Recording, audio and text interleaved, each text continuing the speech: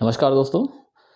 अपने देश में आरबीआई ने 1 दिसंबर 2022 से डिजिटल करेंसी को पायलट प्रोजेक्ट के रूप में लॉन्च किया है। अब आप सोच रहे होंगे कि ये पायलट प्रोजेक्ट क्या होता है, तो मैं आपको क्लेरिफाई कर देना चाहता हूं कि छोटे पैमाने पर प्रारंभिक अध्ययन के लिए जो चीज़ें लॉन्च की जाती हैं उनको पायलट प्रोजेक्ट कहते हैं। वो चीज़ें लॉन्च होंगी, यूज में आएंगी, फिर उनका फीडबैक आएगा और उस फीडबैक के बेसिस पे उसमें सुधार होगा और फिर वो बल्क में लॉन्च होंगी। तो डिजिटल करेंसी की शुरुआत आरबीआई ने 1 दिसंबर से पायलट प्रोजेक्ट के रूप में कर दी है।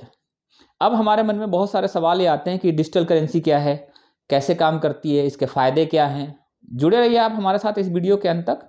हम आपके सारे सवालों के जवाब इस वीडियो में आपको देंगे कि डिजिटल करेंसी क्या है, ये कैसे काम करती है, इसका बेनिफिट क्या है, इससे आपको क्या फ़ायदा होने वाला है।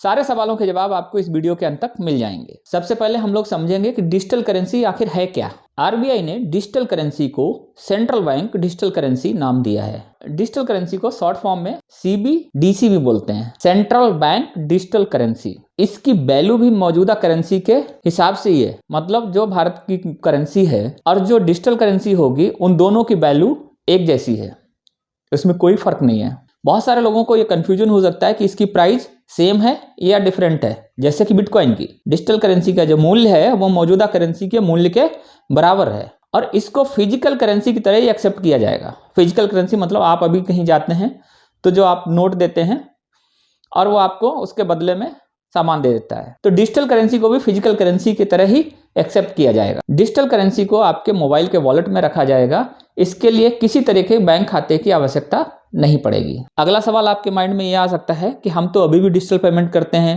चाहे पेटीएम ले लो, फोन पे ले लो, गूगल पे ले लो, तो उसमें और इसमें क्या फर्क है। तो जो अभी हम यूपीआई के थ्रू पेमेंट करते हैं या डिजिटल करेंसी, इन दोनों में क्या फर्क है। डिजिटल करेंसी अभी एग्जिस्टिंग प्रोसेस से कैसे अलग है, तो आपको मैं 2-3 पॉइंट यहाँ पे क्लैरिफाई कर देना चाहता हूँ कि डिजिटल करेंसी अभी एग्जिस्टिंग प्रोसेस से अलग कैसे है। तो सबसे पहले हम समझते हैं यूपीआई ट्रांजैक्शन। यूपीआई ट्रांजैक्शन करने के लिए आपके बैंक अकाउंट में पैसा होना चाहिए, चाहे आपने फिजिकल करेंसी के रूप में उसमें जमा कराया हो अथवा उसको ऑनलाइन ट्रांसफर करवाया हो, तभी आप यूपीआई ट्रांजैक्शन कर पाएंगे। लेकिन डिजिटल करेंसी आने के बाद आपको अपने अकाउंट में फिजिकल करेंसी डिपॉजिट कराने की आवश्यकता नहीं होगी। इनफैक्ट बैंक अकाउंट की ही आवश्यकता नहीं होगी यूपीआई ट्रांजैक्शन के। ये बिल्कुल सिमिलर है, जैसे आप अभी फिजिकल करेंसी अपने वॉलेट में रखते हैं तो फिर डिजिटल करेंसी आप अपने मोबाइल में रखेंगे। यूपीआई ट्रांजैक्शन जो है वो बैंक टू बैंक ट्रांसफर है। जैसे आपने यूपीआई ट्रांसफर किया, आपका अकाउंट एसबीआई में है, आप एक रिटेलर के पास गए, आप यूपीआई ट्रांजैक्शन कर रहे हैं और उस रिटेलर का अकाउंट एक्सिस बैंक में है या आईसीआईसी बैंक में है या कोई और बैंक में है, तो आप जब भी एसबीआई से ट्रांजैक्शन करेंगे तो जो सामने रिसीव कर रहा है वो उसका अकाउंट आईसीआईसी बैंक में है, तो आपका पैसा तो इमीडिएटली कट जाएगा।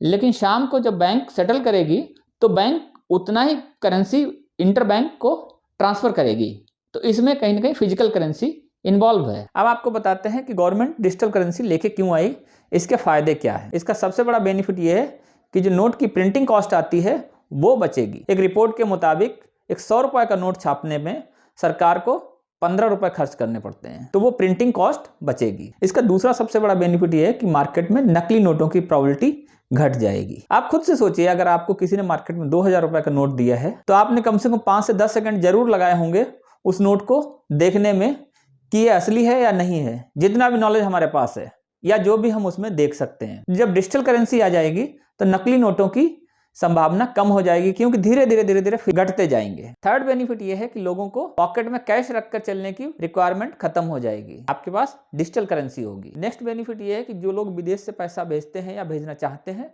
उसकी लागत मूल्य में कमी आएगी। अभी उसका चार्जेस बहुत ज्यादा है, लेकिन जब डिजिटल करेंसी में स्विच हो जाएंगे तो उसमें चार्जेस घट जाएगा। अगला बेनिफिट है कि मान लीजिए हमारे पास डिजिटल करेंसी अवेलेबल है हमारे मोबाइल वॉलेट में, लेकिन मेरे पास फिजिकल करेंसी नहीं है, तो हम किसी भी बैंक में जाएंगे डिजिटल करेंसी को फिजिकल करेंसी में कन्वर्ट करा सकेंगे। और अब आप सोच रहे होंगे कि अब हम डिजिटल करेंसी ले कहां से सकते हैं, तो अभी इनिशियल फेज में गवर्नमेंट ने 9 बैंकों को आइडेंटिफाई किया है जहां से आप डिजिटल करेंसी ले सकते हैं। वो बैंकें हैं state bank of India, ICICI bank, HDFC bank, union bank, bank of Baroda, Kotak Mahindra bank, yes bank इत्यादि। अब इस्तेमाल कैसे करना है इस डिजिटल करेंसी को। भारत में डिजिटल करेंसी संभवतः 2 प्रकार की होगी। पहली रिटेल सीबीडीसी हमने आपको वीडियो के शुरू में बताया था, सेंट्रल बैंक डिजिटल करेंसी। इसका प्रयोग आम पब्लिक कर सकेगी अपनी रोजमर्रा की जरूरतों में। जैसे अभी हम जाते हैं एक सब्जी वाले को भी यूपीआई से पे करके देते हैं। नेक्स्ट कैटेगरी होगी होलसेल सीबीडीसी।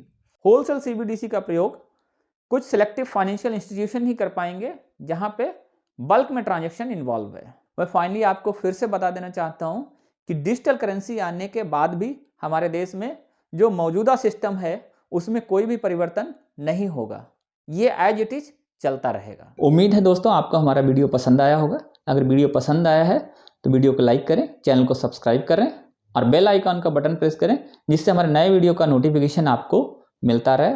हम ऐसे ही बहुत सारी इन्फॉर्मेटिव वीडियोज अपने चैनल पे लाते रहते हैं। Thank you.